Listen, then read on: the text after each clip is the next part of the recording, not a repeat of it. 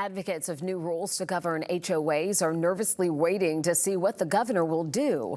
The bill passed with overwhelming support last legislative session, but Community Institute Associates, which represents HOA boards and property management companies, says it wants the governor to veto this legislation. They argue it's unnecessary and creates too much work for volunteer boards. Senior investigator Rebecca Lindstrom spoke with one couple about the grassroots movement that led to this bill and why they feel it's so important. It is not often you walk into a house and find a Christmas tree up in April. It's been there 3 years already, 3 years. And every time that I see that, it's a sign of fighting.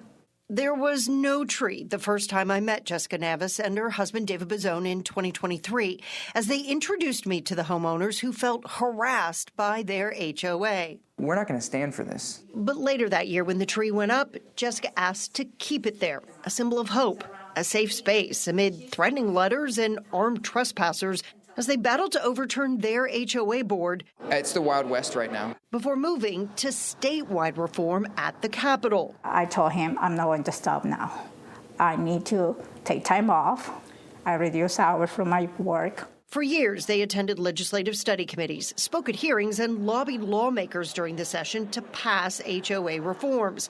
It was after conversations with their Senator Matt Brass that he introduced SB 406, the law that is now on the governor's desk. We have literally been at the Capitol every day they're open for the last, 6 weeks. 6 weeks. The bill, if signed by the governor, will for the first time create a low-cost way for homeowners to mediate their HOA complaints through the Secretary of State's office.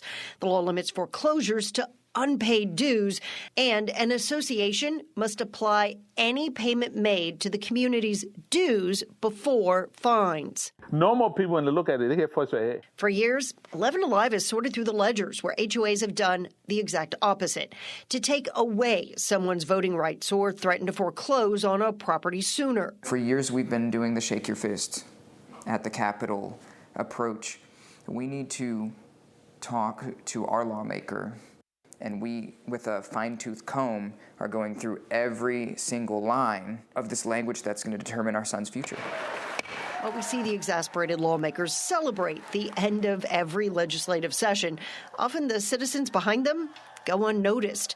But this couple says they get their thanks by the twinkle of the outdoor Christmas lights, decorations once prohibited by their HOA board.